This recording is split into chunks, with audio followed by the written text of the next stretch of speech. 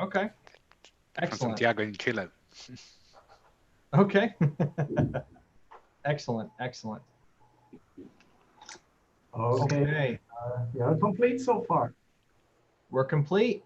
Let's get this thing rolling here. All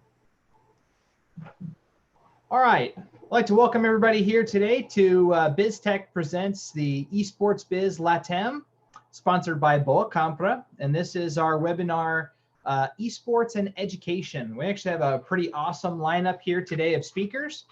With us today, we have Roberto Hernandez-Wish from Esports Mania. Hopefully I said that right, Roberto. Yeah. Bubba Gator from Varsity Esports. Glad to have you here. Bismarck Sains Arch. Is that right? Is that right? Arce. Arce. Okay. Sorry about that. From Anahuac Esports. We have Marcus Blockchain Howard with several companies, but I'm going to say Game Credits. Is that all right? Or Game Credits most recently, yeah. Yeah, I'm advisor for Game Credits. Excellent. Jacinto Kisnell from Tecnológico de Monterrey. Jason Kirby from Walmart Gaming. All right. This is an awesome lineup. Several of you I have been following, connected with for a while. Really glad to have you guys here. Let's get this thing moving. So, esports and education. Also, by the way, my name's Jason Schuster, and I'm representing BizzTalk. I'm glad to be here, and hopefully I'm going to do very little talking because these experts need their chance to talk and share with us their knowledge and expertise. Esports and education tied together really tightly. And increasingly, we hear more and more talk about education within esports being important. My opening question from everybody here, take maybe 2 minutes. What is esports and education to you? I want to start with Marcus and just kind of go down the line, and just 2 minutes, esports and education. Sure. So for me, esports and education is two pieces. One is, how do you educate people who like esports and gaming that there are more opportunities in esports than just competitive play and live streaming, right? There's 88 different, I think I shared an image with you, 88 different career opportunities in Steam between broadcast and writing and production in that space. So teaching kids about that and helping them achieve those goals so they can live their passion inside of their professional career. And the other part of esports and education is educating people about esports. And when I say people, I mean more specifically like parents, schools, and businesses. There's still a bit of a stigma, negative stigma, I guess stigmas are negative, but stigma attached to gaming being not necessarily productive or good for society, but that's not the case, as we all know. So teaching parents in that community of non-gamers why gaming and esports is valuable and how to get their kids into that space and all the benefits it creates for them. Excellent. Awesome. Thanks for that, Marcus. Whoever wants to take it next, no particular order. Roberto, you're already unmuted. How about you? And then we'll go to Bismarck after that. Sure. Yeah, well, for me, it goes around the same that was saying Marcus. It's a whole ecosystem, to be honest. Nowadays, it's something that it has taken so much relevance in the institutions. At least here in Mexico, it's something quite new, but at the same time with very high impact. So for us, as Esports Mania, we're kind of like the bridge between this type of organizations, gamers, and even companies that are just self-aware, that want to understand where people stand between their education and esports, because it's not like before where people used to think, okay, esports and gaming is not something that is going to retribute or generate anything out of it, right? But now it's a very big industry that everyone is very self-aware of, and we have to educate and be very aware that this is something that is not just a game, right? Like we are all here, we are aware of that. But at the same time, the companies that and the institutions that are kind of jumping in, they need to understand that it's something that they can build careers on, that players are starting from very early stages, and they need to educate themselves on how they can grow their career paths, not only in gaming and pro players, but also having a self-career for maybe business, communications, marketing. There are many other paths they can go into the esports side. Excellent. Thank you, Roberto. Appreciate that. Bismarck, how about you? Well, I think I'm really agree with Marcus in a lot of things. Okay, I think esports and education is in first place educate people about esports, but I think you need to form new people that was specialist in esports. You need to form new people that know how to make the things in esports and how to make that all happens. So you need to form people that have the knowledge, the necessary knowledge to make the things happen. That's esports and education for me. Just add to all that the Marcus say. Excellent. Thank you, Bismarck. Jacinto, you want to keep going? Keep it going. Yeah, By the way, I think you win the background award out of everybody. I sorry guys. His background is just it's fantastic. yeah, thank you. It's just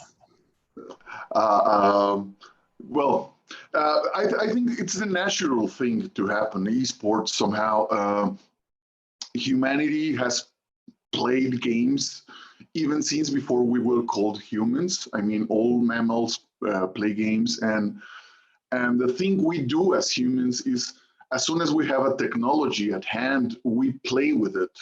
I mean, the cars were invented and people started playing with cars. I mean, racing and everything is built around that industry. So when the computer industry started, it was natural for us to start playing with it and to make a sport out of it. It's only natural and it's part of human nature. So as well as with other sports, universities education should be a space. A space for that to flourish somehow, because it's very meaningful for us as humans to play sports. Actually, competitive team sports are exclusive of humans and have been played since before history. I mean, I think it was in the Paleolithic that we started playing as teams, as competitive teams. So esports are right there. I mean, so somehow esports are something new, but they are also something very ancient that's built into our human nature. And obviously, universities, in their universal nature, should be a space for esports to flourish. So that's basically it for me. Love it. I love it. Great example. Bubba, you got yourself unmuted. Just keep it going, and then we'll finish off with Jason, and then we'll go into our first topic. Great. Yeah, I think esports education, it's really about providing a pipeline for students. Students is really the focus here. I mean, anywhere from 3 to 30-year-olds. And I think providing as much opportunity as possible is important. And I think esports does that. We see that here in the States. We see that with 3,000 high schools and lots of middle schools engaging, teachers engaging through curriculum and STEM leadership, giving for us as a charity, we're a nonprofit. We want to support as many low income areas with access to internet and STEM learning and esport clubs as possible. We know that, 97% of kids play video games. So why not support them by meeting them where they are and giving them belonging and giving them team building opportunities and community and friend groups and, all the soft skills that are brought on with a coach or with a teacher that can go beyond just them, like Marcus said, with those stigmas that, gamers as a world, we perpetuate them to stay in the basement and drink Red Bull and eat Doritos, and let's get them out and engaged in kind of a safe atmosphere with students and other students and teachers. So that's what I think esports and education is. Fantastic. Appreciate that, Bubba. Jason, how about you? I do got to make one quick clarification for you, Jason. I'm no longer with Walmart. I'm with High School Esports League. Okay. I apologize for that. To be a little more relevant to the conversation. A lot more relevant to the conversation. That's fantastic. Exactly. What esports is to us is a lot of what's already been said here. It's giving kids opportunities to choose to engage through something they're already passionate about and already doing. Getting them out of the basement, out of their bedrooms, off the toxic open internet and into a classroom with adult supervision, with their peers, working towards a common goal. and having fun. At the end of the day, whether they pursue careers in STEM or in the gaming industry, or they go out and be pro gamers, that's all great. But what it really means is just giving kids a reason to come to school and be excited about coming to school, which always leads to better grades, better performance and attendance. And if gaming is the means to bring in typically the unengaged or the at-risk students, then I think schools should be investing heavily into it. Absolutely. Fantastic. I love how similar yet varied all of your responses were. We're going to get some really interesting perspectives today. I'm really excited about it. Well, let's move into our first main topic, and that is STEM education. So when it comes to STEM education, what are the real benefits of esports initiatives at schools, and how could they be structured to be most effective? No particular order, just kind of whoever feels like jumping at it, get us started, and then we'll just kind of we'll kind of do our best to take turns. Let's try to keep responses 2 to 3 minutes so we can get to everybody and we keep it within the hour. I'll throw it out. Awesome. I'll throw it out. We're absolutely get us going. Yeah, I think we love being one of the only esports STEM accredited organizations because we get to focus on educating students through college and career readiness through the lens of esports. We do get to partner with Jason and the High School Esports League to provide opportunities for students all across the country. Really, we both partner with a teacher and a principal that created the only curriculum, actually the only free textbook curriculum for esports in the world. It's called Gaming Concepts, and it's for high school students, and actually been downloaded on Microsoft Education over 100,000 times in 40 different countries. You can actually go to Microsoft Educator. Anybody on the chat right now can go and download it for free, and it's STEM accredited. And that the big important issue with that is it's all about college and career readiness through the lens of esports. Yeah, the kids are playing games in the program or the after school class, or actually in credit class, or they are doing it in middle schools, or they're actually taking curriculum out of that those pieces out and putting it into their normal class structure. So we believe that this opportunity to get kids in organized play in school, and then use curriculum, and then move on to competitive play through partners like High School Esports League, those are the real true pathways for students with STEM education to then go to college, even if it's not for gaming, but it's for anything.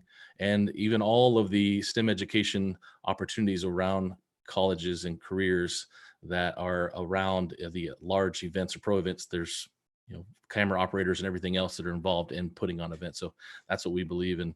We want to support it and give everybody access. Fantastic. Appreciate that, Bubba. I agree with Bubba.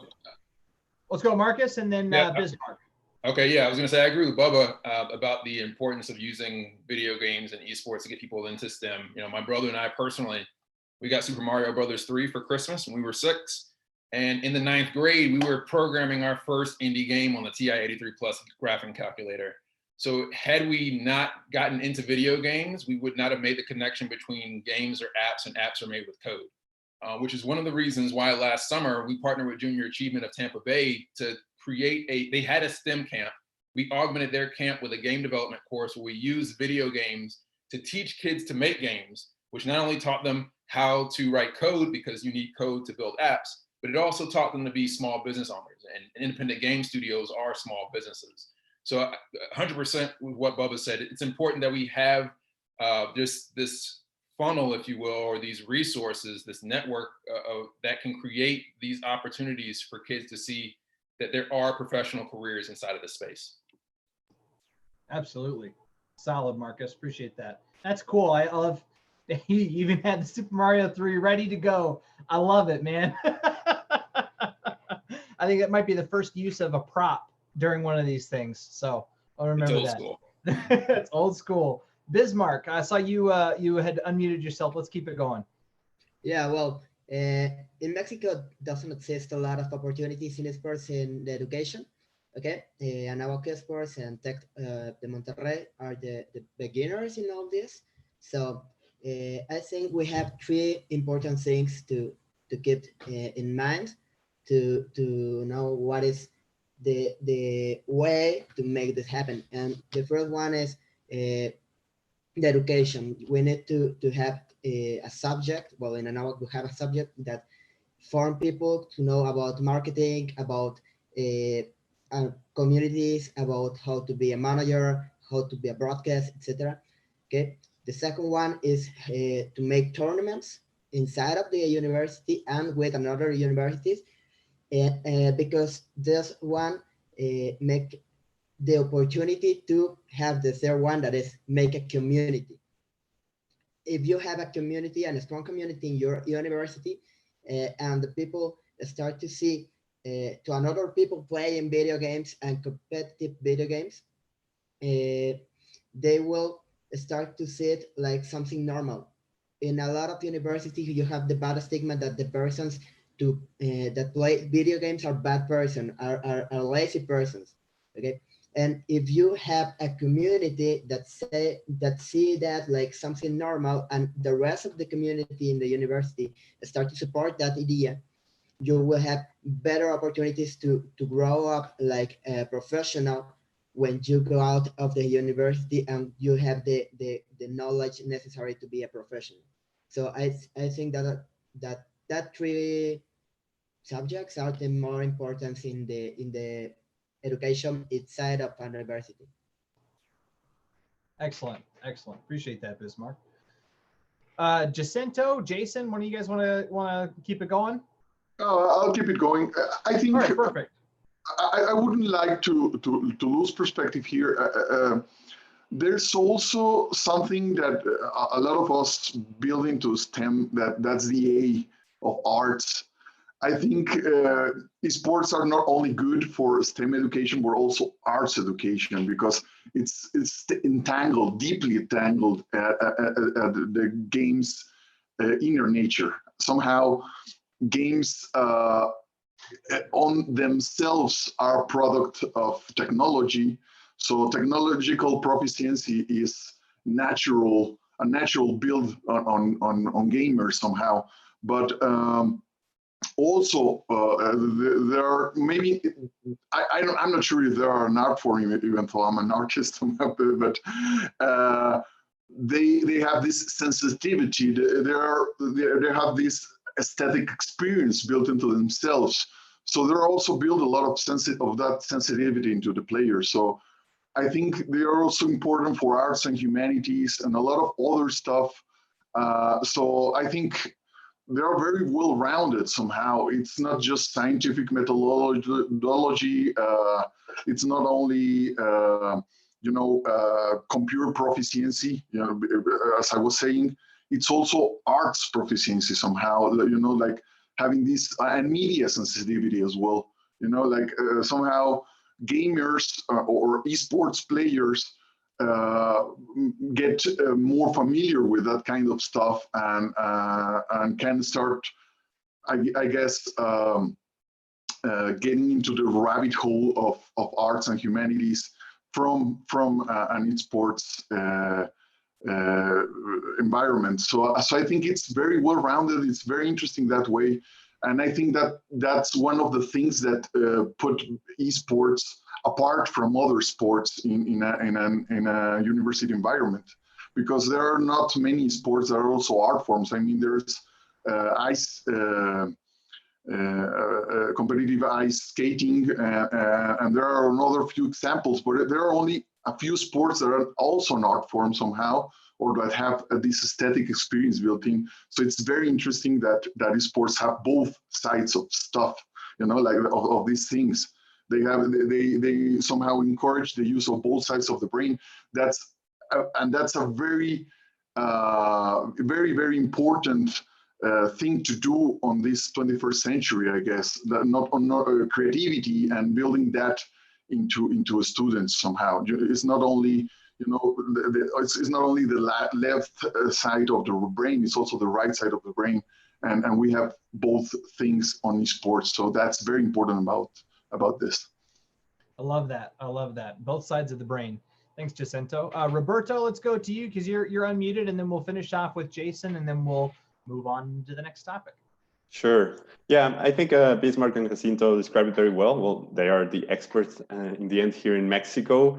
their universities are participating quite well on the theme. But at the same time, I think it depends more on the model, like education model, where the university is basing their players on. You know, like for instance, if it's a business school, of course, this has to do with a program that it's gonna build managers or businessmen that are focused on doing the esports side of things, which is one of the main things that is going on, right? It's a huge business opportunity. It's a growing industry. But at the same time, I love how Jacinto described it. You know, like we have many other professions. For instance, we have a pro player.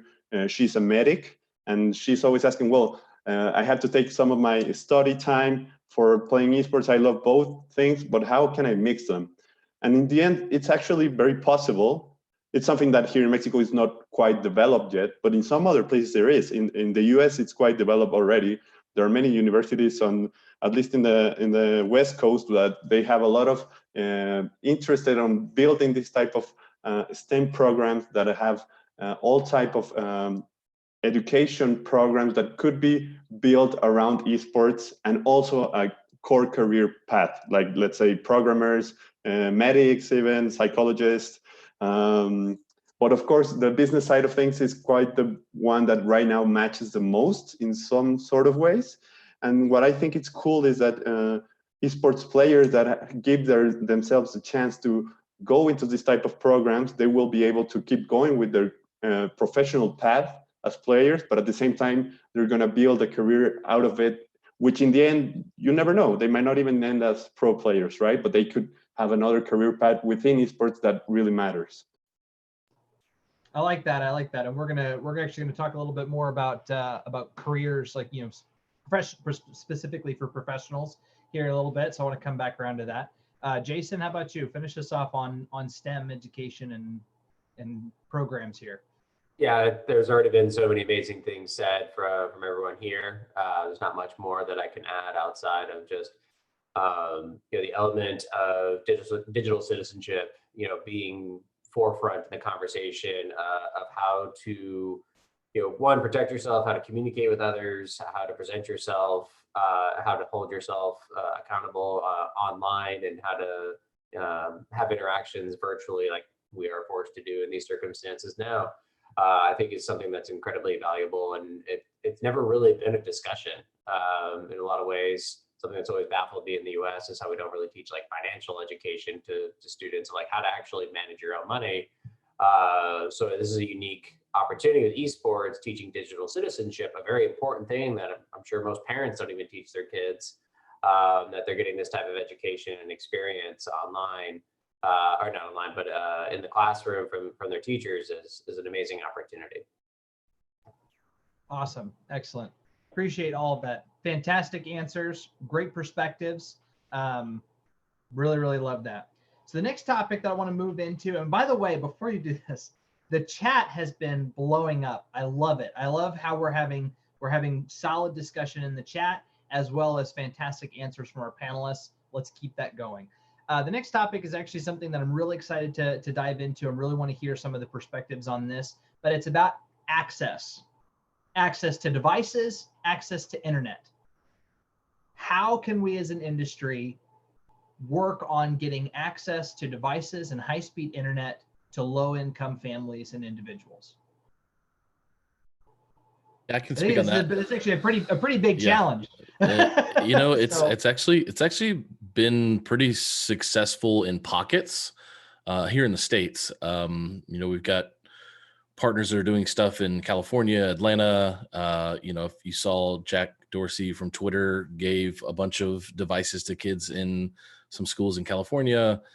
We've got some partners in LA who did some fundraising for students in low income areas there. Then I think really we've got different organizations like Human IT who kind of refurbish computers and send those out. We raised some money with them this year during the COVID-19. Really, COVID-19 has obviously accelerated a lot of that and really shown a light on all that access issue. I mean, when we look at it, really 50 million Americans have no access to internet. And out of 300 and some odd million people in the United States, that's a lot. And when COVID-19 is over, 50 million Americans will have no access to internet. So I think for us, that's obviously what we focus on, is just raising dollars to give access. I mean, we know $1,000 donation to our charity will support a student for 1 year with high speed internet access, and we're able to provide that. So that along with devices are huge cry for help. I just was on a call with my I have 3 boys, and they were talking about the device needs for the school district here, and was about 58% free and reduced lunch students here. So low income families, single parents and stuff like that, and devices to get learning at home is not available. So they're working with different partners and fundraisers to just bring that access to those kids and have at least an iPad of some sort to be able to do learning at home because of COVID, but also if we don't go back to school in the fall because of COVID. But really, it's all been there. It's just put a light on this issue that devices and internet access is an issue, and we're here to support that. So please donate. Absolutely. Fantastic. I agree. COVID really has shown a light on a lot of infrastructure issues and issues like this, and just really made it visible. It was already there, but like you said, now it's like, wow, now we can see it. It's right there in our face. Bismarck, we'll go ahead and keep this going. I saw you unmute. Yeah, well, I think that it's really hard to find a way to help all that people. I'm agreeing with Buba that the most important here is the non-governmental organizations that help them. Okay, but we're like participants in esports had a lot of power, like movement creators. You know, we have streamers, we have content creators. We can make tournaments, and we can help them and help that organizations to have more money from brands and from people. Okay, and have more donations. So I think that one of the most important things that we can do is just have something to make content, make streaming, make tournaments, make, I don't know, it exists a lot of things that we can make in esports. Okay, and the another thing that we can do is to help individuals.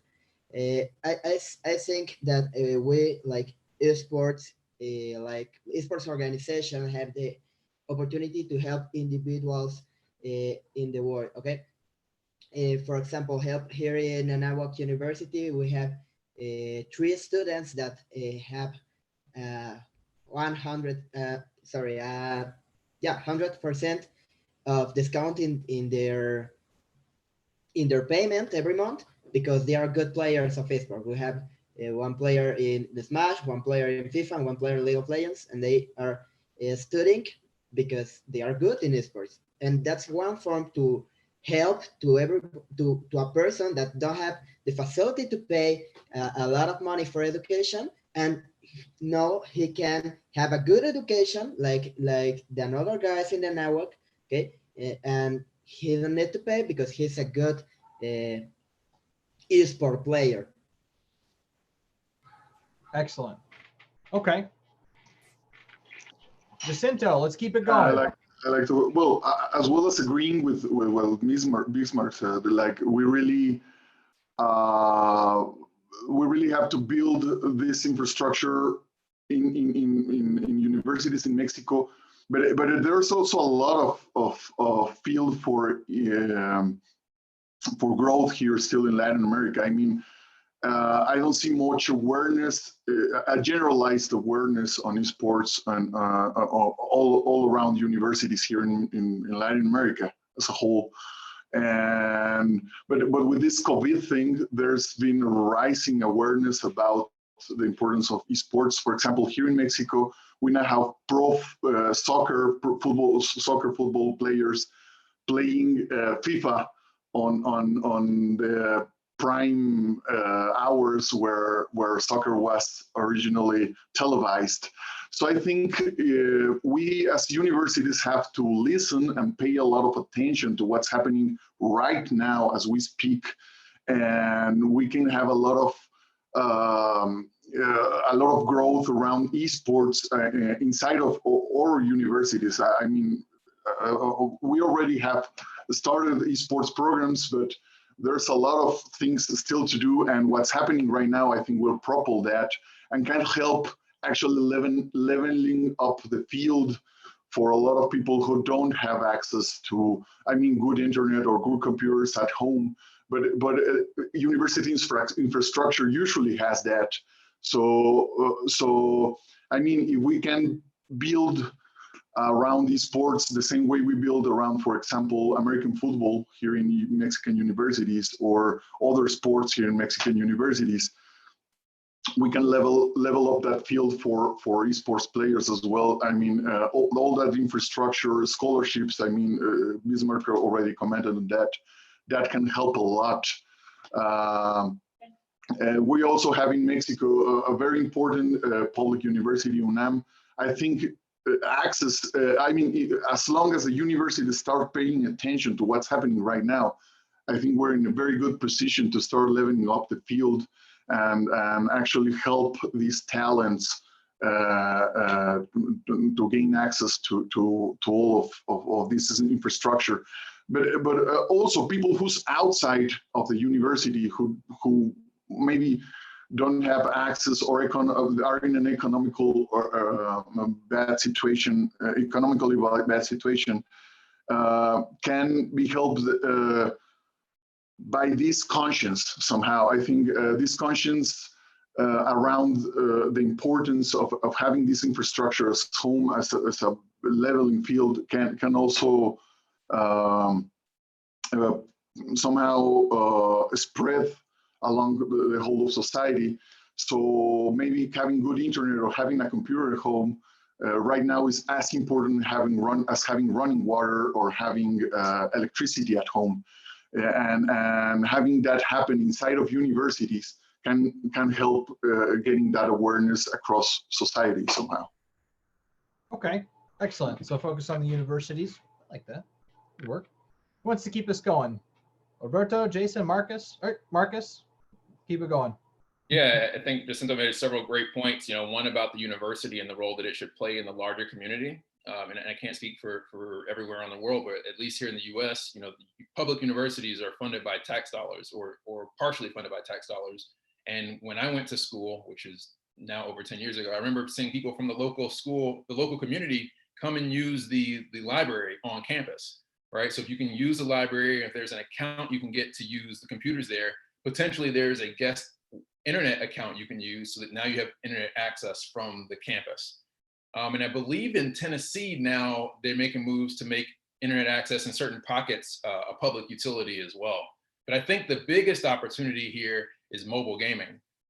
There's a stigma attached to mobile gaming, just like there's a stigma attached to esports. But if you think about it, you know, 2/3 of all people in the world have a mobile device.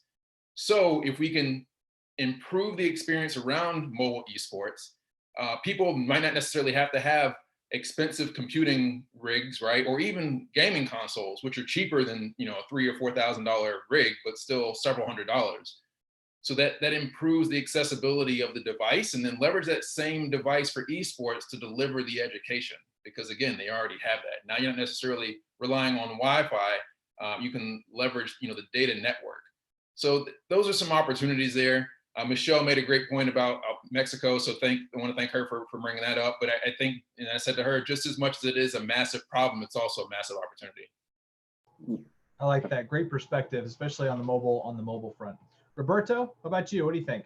Yeah, I think Marcus, you nailed it. To be honest, like I totally agree. For instance, there's this organization in LATAM that it's called Emerge. It's a nonprofit organization that is being funded by the UN and the NBA actually. And basically what they're doing there is that not only on esports, but they're helping all around stuff, helping people even understand how sports evolve around the world, giving opportunities to little kids to understand, to show their abilities. And for instance, that they're pushing a lot on the esports side of things, because first off, it's technology driven, as we said before. But on the second side, as you were saying, Boba, like in Latin America, it's no coincidence that mobile esports is a big thing, because it's mostly what people have access to. So games like, for instance, Free Fire of G Arena that can be played in mostly any device that's currently a smart device, let's say, that gives opportunity to a lot of people that only by bringing them high-speed internet and this sort of devices, they could start participating. And organizations like ours want to identify this type of talent and kind of like bring them to universities like Anáhuac or Tec of Monterrey to show them that there's actually a career path that they can build even from a low income situation, like it's happening in a lot of places in Latin America. Excellent. Appreciate that. Jason, how about you? Again, just phenomenal contributions from everyone else. I think from our side, we are now exploring more, hosting more competitions for mobile games. We did a test with Teamfight Tactics, which can be played on any device and mobile devices as well. And it was really popular. We saw people that you would not normally see play games, like some of the teachers and educators and some of our sponsors even participated in a TFT match just because they could. And so that's what's interesting and how something that we want to kind of explore to kind of lower the barrier to access and make it more accessible for more students, more teachers, more organizations to be able to play, and looking and exploring more competitive mobile games that create still an enhanced experience and required commitment and practice and whatnot, but being able to be played from any device, whether it be a tablet, a phone, and giving that opportunity for people to participate with regardless of the means in which they have. Excellent. Appreciate that, Jason. And actually, Jason, I'm going to have you start us off on the very next topic because I think that your perspective over at High School Esports League is going to be solid for this. But we're going to talk about careers. So right now we have a culture where we and again maybe not necessarily this group here, but I'm just going to say we as a worldwide culture, we have no problem encouraging kids that are in school or that have a talent or whatever to pursue becoming a doctor or a lawyer or a firefighter or a police officer or a veterinarian or whatever it might be. But when it comes to esports, not so much, right? I mean, there's not very few people actually encourage their kids, that whether they're still in high school or young adults, to really dig in and pursue that esports career. So my question to the panel is, how can we encourage players and help them focus better on their esports careers, and maybe in the process enable better opportunities in the industry? Jason, I want you to start us out. Yeah, so one, when you look at the industry as a whole, there's more than just being the player. There's from coaches, support staff, there's events, AV, audiovisual talents, there's technical, there's the game development, there's game design, there's consulting, there's service. There's just so many different career paths. And with a booming industry that is, when I got in the gaming industry maybe like 6 years ago, 5 years ago, it was like 80 something billion, and now it's like 160 billion this year. It's crazy in terms of this growth. Hundreds of thousands of jobs being created. So usually what I've kind of come to understand, what we do here is we're just trying to expose kids to these opportunities, and the parents. The parents don't know this. They don't know they're paying careers. They just think kids play video games and that's it. It's like, well, there's kids making 6-figure salaries right out of high school or right out of college, competing at the highest level for, being players. But then there's all these supporting careers, from marketing to everything I listed before, that open up doors for kids. And I think something we're exploring and trying to set up is, encouraging schools to basically invite, their college, kind of their local colleges to come in and kind of share their stories from a collegiate perspective and pursuing scholarships. But then also, looking at pros and having like a day in the life of a pro kind of experience where kids get to learn, okay, what does a pro's career look like? Is that a life I want? Is it not a life I want? But then also exposing them to the supporting staff, the people that make the events come to life. And just, getting kids to be exposed to those types of career opportunities really kind of paves us, gives them the option to really say, ooh, I want that. I want to pursue that. Because otherwise, if they don't know it, then their only option is, oh, I become a pro or I don't. And that's not the path that we, that's reality. There's so many options, and they just need to be exposed. I agree with that. I think a lot more parents would be a little bit more open if they saw things like, the kind of salaries that video editors are getting these days, and how much video needs to be edited around esports. Pretty huge. Awesome. Thanks, Jason. Who wants to keep it going? Yeah, I'll just throw out, echoing what Jacinta was saying earlier about arts, the game design is musicians and artists, and that's a really important part of what's happening in the careers opportunities, even indie games. And there's so many indie games out there, and it's really just a really great opportunity for people to develop those skills. But I'd say going back to even what we've all kind of talked about, Marcus alluded to earlier, is literacy. And literacy is huge for us erasing the stigmas and perpetuating things that we talk about and we see in gaming culture. Toxicity is also really huge. Just like, there's female gamers who don't even want to let people know that they're female gamers when they play in groups because they have fear of being harassed. And like, we've got to change these things. So literacy for parents, for students, for educators, for politicians, for that matter. A lot of people saying loud things isn't always right. So we've got to break down a lot of barriers and provide these opportunities. And we know even in the United States, there's 36,000 high schools that are charter free or public, and we only know 3,000 of them have esport clubs. So there's a lot of room for that to grow, and there's no ceiling on the industry. But when we look at esports as a whole, early adoption is almost over. You've got to get into it right now and be a part of it and help shape it, because it's up to all of us to shape this industry. And if we aren't doing it, we're too late. Absolutely. Appreciate that, Bubba. Marcus, how about you? If I could add to that, Jason and Bubba made some great points, especially what Bubba said around, indie game developers. Before we got into doing business consulting, the first 6 or 7 years of our previous company was indie game search engine. So we worked with game developers around the world, including some in Latin America.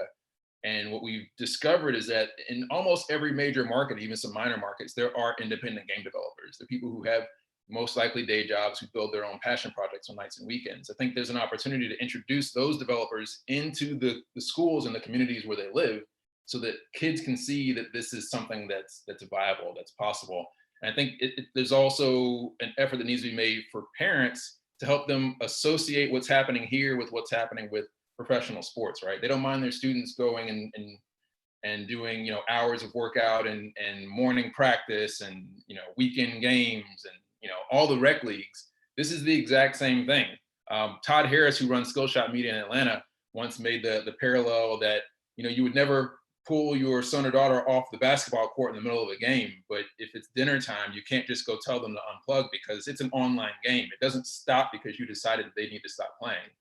So there needs to be a balance there for sure. You can't be playing all the time, and obviously screen time is an issue, but they need to be willing to understand and build a schedule that works for everyone so that they can support their children's future success. I love that. That's a fantastic example too of just, you wouldn't pull your kid right out in the middle of the game. Now, my dad might have, depending on the situation. But also, kind of interesting. We'll talk a little bit more about this later, but the longevity of the athlete in esports is a lot more than the longevity of the athlete in, let's say, something like football, American football, maybe soccer a little bit longer, right? European football, but certainly that's an issue as well. Who wants to keep us going here? And then we'll round this off, and then we'll move into our last topic about physical and mental health. Well, I would also like to add, because everyone has so many good points, but I think we also have to see how society is built around esports somehow. So there's a lot of connections there, and well, as Jason said at the very beginning, a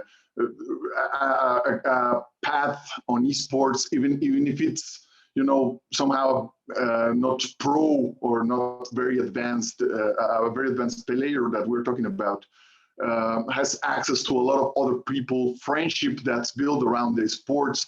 Also, the audience builds around the esports phenomenon, and there's a lot of friendship and connections made there in the audience. So having a good esports program can build, can do a lot for the university community or the community as a whole, and move forward with a lot of industries. I would actually dare to say anything. Any industry can benefit from having this kind of thing happening. So that's basically it. I mean, obviously, the people who comment on the sports, the people who write about the sports are also there, and I wouldn't like to think of them as a separate thing. I mean, it's a very, everything is integrated, and these people, it's actually learning to write about stuff from a critical viewpoint, or to comment about stuff about in a critical viewpoint, and it does a lot for identity, for community identity. So that's also something we build when we have a good esports program, and we're building everything around that. So I wouldn't like to keep that out somehow.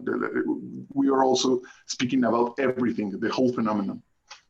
Absolutely, absolutely. Let's go to Roberto and then Bismarck. Roberto had unmuted just a second before, and then Bismarck, I'll let you finish this off, and then we'll move on.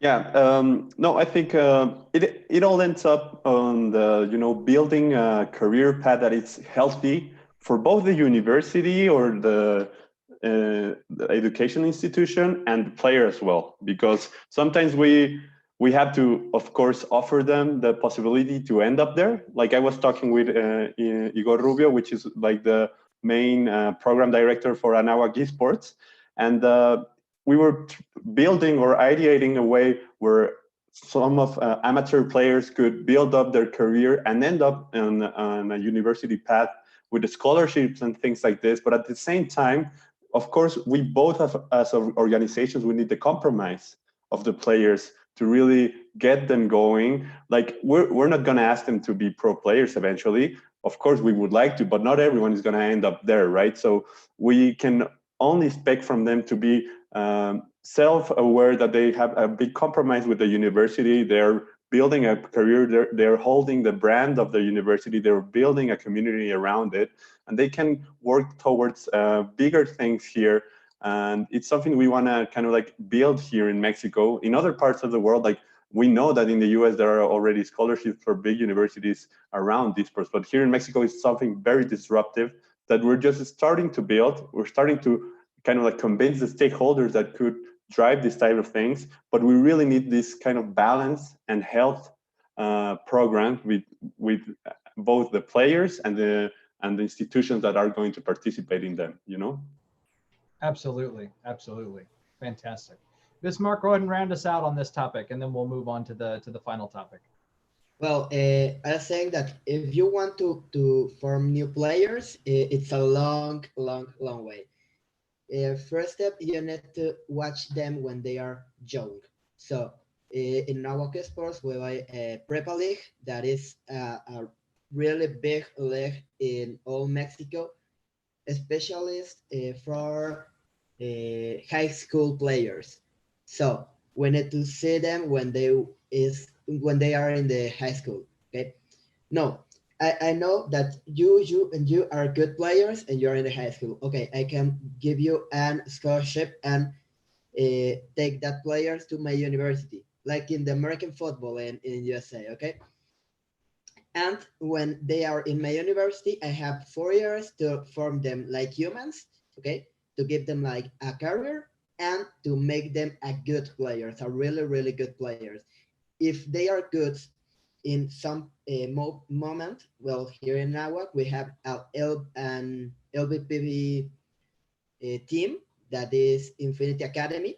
So if one of my players in the university is really good, I can give them to Anáhuac, to Infinity Academy, and he's now a professional gaming in LVP.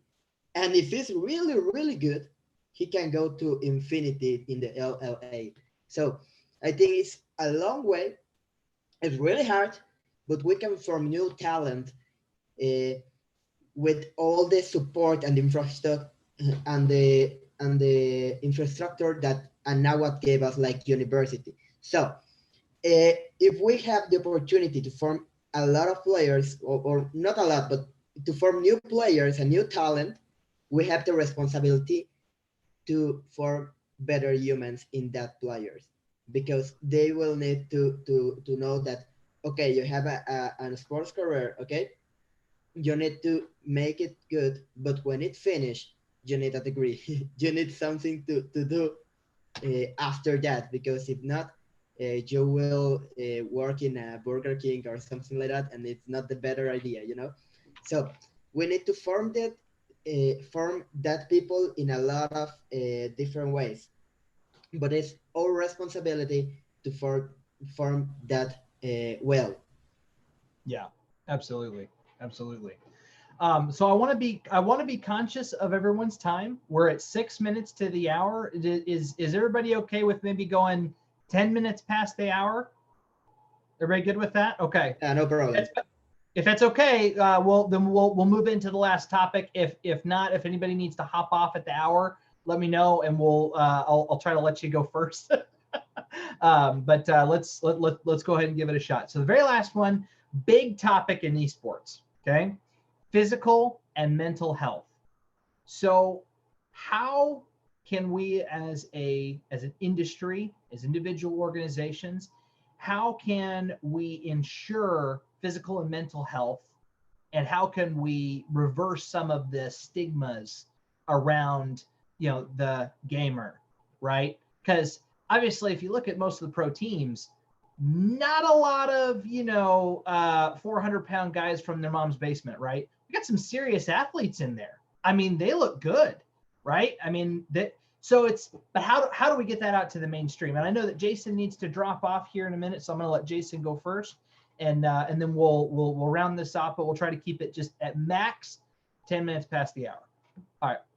There's definitely that stigma. We get a lot of athletic directors kind of like, well, it's not a sport because they're not physically moving, they're just moving their fingers. And that's like, it's a lot more than that if that's the only definition for a sport. But we're partnering with different organizations to produce health and wellness curriculum and activities and guidelines for schools to implement with their students. From as simple as stand up between games, do some stretches, do some exercises to kind of make it, kind of give yourself that space and that distance. Also, to kind of correct your back. Some of the chairs at these schools are not the best that these kids are playing in.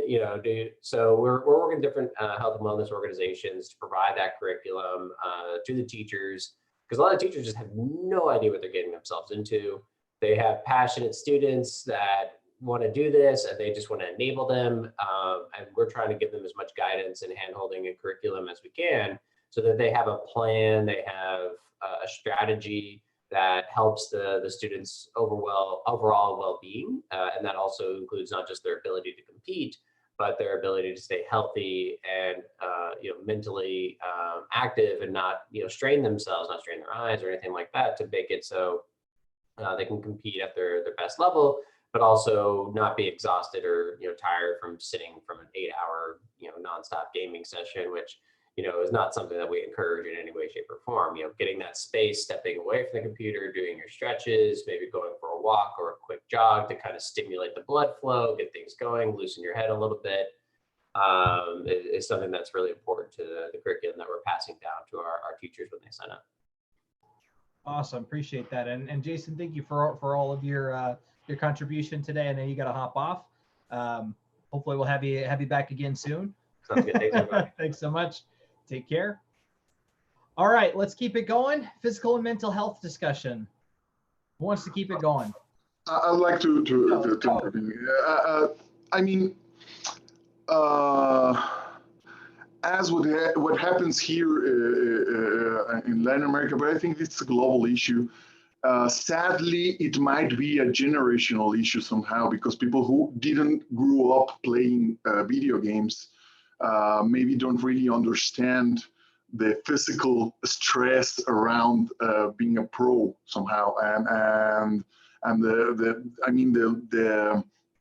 the effort it takes to actually be a good player. So maybe a way around this is making these people play the game somehow and getting involved as much as possible, not only as teachers or coaches from afar. We need these people to actually get involved more and play more games. I mean, it could be as easy as that somehow, but it's making people play the games and actually understand on themselves what it means to be confronted on this environment.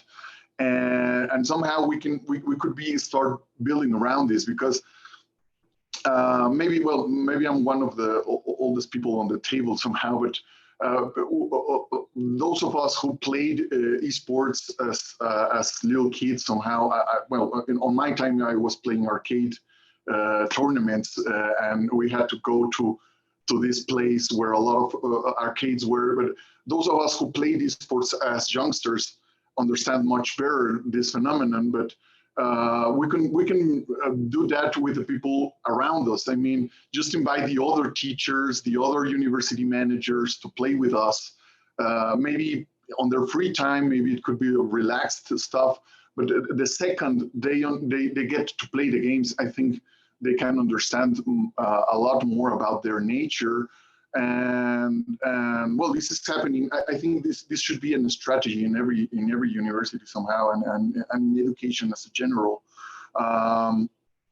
For example, here we have this structure that has everything built around it. You know, in the university we have this thing called life that has sports, leadership, culture, but somehow esports are transversal to all those three things. But people have a really hard time understanding that until they actually play the games, and they say, oh, now I get it. It was so easy. The second they play the games, it gets very, very, very, very simple for them to understand. And from afar, it can be very complex and difficult and hard to swallow somehow. So I think that's it. That's a good strategy to break this generational barrier or this thing about people who have never played the games, because those are the people building on the stigma, and that's the easy way, I guess. Absolutely, love that. Fantastic thoughts, Jacinto. Who wants to keep us going? Bismarck? Yeah. Well, Carlos Ocelote said in one interview in the Riot Games documental that play video games all day to be a professional player is like have a hammer hitting your head every day, you know, like a little hammer, you know. It's not dangerous to have one hit, but if it's hitting every day and every day and every day and every day, they will be very dangerous. So the professional players have a lot of problems with the mentality. I said a lot of times in my work in LLA and LVP, and they have problems because they need to be stressed all the day. Okay, they play League of Legends 10 or 12 hours every day, and after that they turn off their computer, they go to dinner, they talk about League of Legends with their partners, and they go to sleep and think in League of Legends and in the different kinds of plays that they can do in League of Legends. So it's a real stressing life, you know. We understand that in Esports, and we say, okay, we need to help our players and all our ecosystem to be less stressed. So number one, the teams and the organization in esports need psychologists, need sports psychologists, okay? Specialists that know how to help them, because I can't, okay? I can tell him, okay, every will be okay, okay? But I'm not a specialist. I need a specialist, okay? All the teams need it.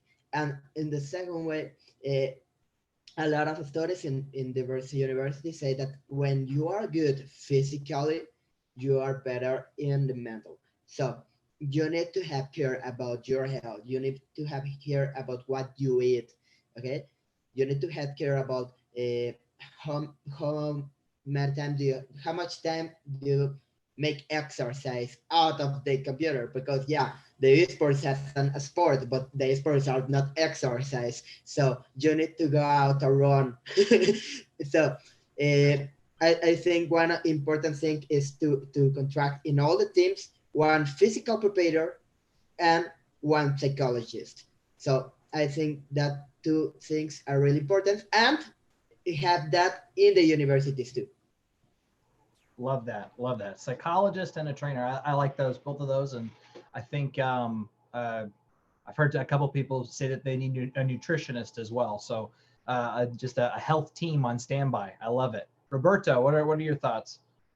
Yeah, I think it all ends up or lands in the work-life balance type of thing that it's always encouraged in every company, and it's the same thing for esports, right? Like we understand that that's their career path, and they have to be playing or practicing all the time so they get better and eventually get to a better spot. But at the same time, they have to be self-aware that if they keep going at the same rate and they don't give themselves pauses and breathe, think about other things, call their families, etc., they're gonna end up having, like Bismarck was saying, like a little hammer that's gonna end up winding in something very terrible eventually.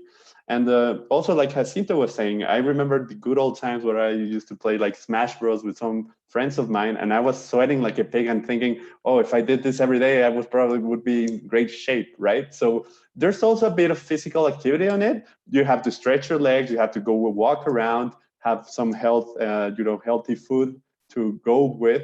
But at the same time, it's nothing that they are not able to actually balance within their daily routine. So I think it's quite achievable, but it's something that it has to be instructed to them, because as players, sometimes they might lose their time on the computer, and at the end, it's not good for them, and we all understand that. But it's something quite achievable, and it's something that people eventually are seeing with the sports teams. Like, people are very fit, they are showing that they eat very well. So it's something that I think it's going to slowly change on around the people mindset of the old, like fat kid that used to play behind the computer. Absolutely, absolutely.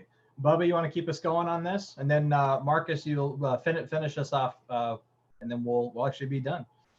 Yeah, I think the biggest thing we can think about in mental health and wellness really is just surrounding the industry with experts that already do this stuff, right? So, like, on our board, we've got for our charity, we've got a Twitch student, Director Garvey, that just is a massive supporter of things when it comes to health and wellness and education. People like Gamer Doc. She's a doctor who is in New York right now, working 60 hours a week, helping with COVID, but she goes around to schools and talks to kids about mental health and wellness. And I think it's finding partners like that. Like, we're members of National Alliance for Mental Illness, Rise Above the Disorder Games and Online Harassment Hotline. Like, those are partners that, instead of us all trying to just like, hey, we should create a program, like, find these partners that are doing it well and engage them in esports and engage them in education, because they're probably doing it in other industries. Instead of trying to reinvent the wheel, just get them involved. And so mental health is huge for us. It's one of our big initiatives at the foundation, because when it comes to toxicity and mental health, it's like I talked about with female gamers, or when we talk about health and wellness, for sure, about those students that need to be able to understand what 14 hours of screen time really does to their bodies, especially when they're all at home and no school is happening right now. 14 hours a day is easier because they don't have the restrictions of being at school.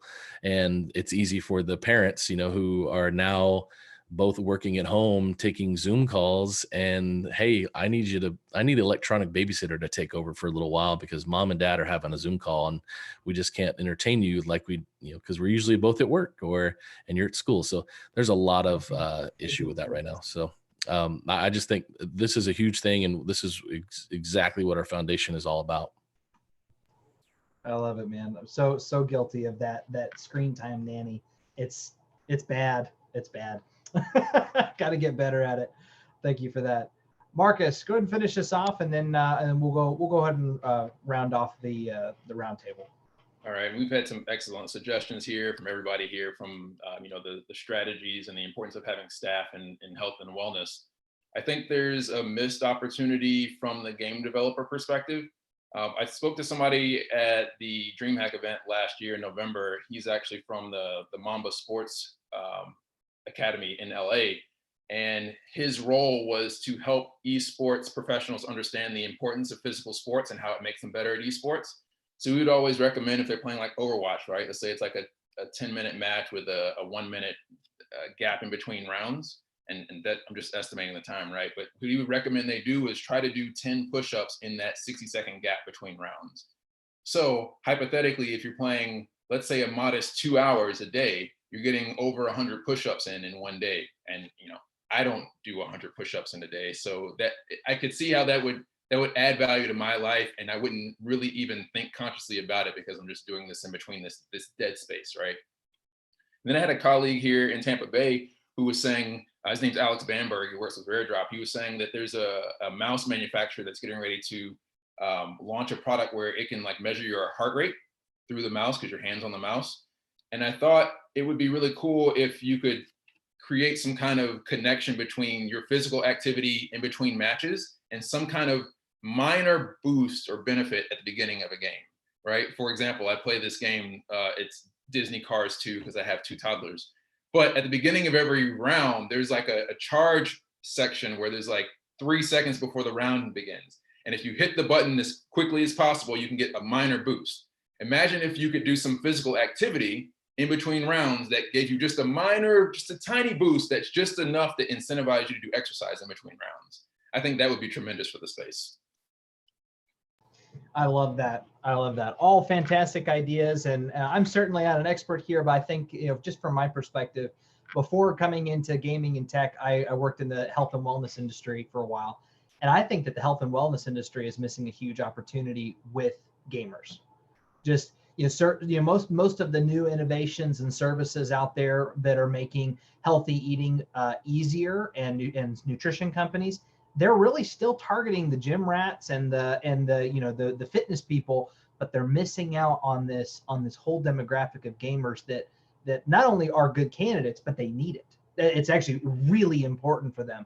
So anybody that's listening to this, if you're in the health and wellness industry, pick up on the opportunity and make it happen. So anyways, everybody, that's all we have for today. This was an awesome panel. I loved having all of you here. Jason, before he left, Marcus, Roberto, Bismarck, Bubba, Jacinto, you guys are awesome. You guys are big people in the space. Your perspectives were fantastic. Thank you for being here. Would love to have all of you back again at another BizzTech event in the future.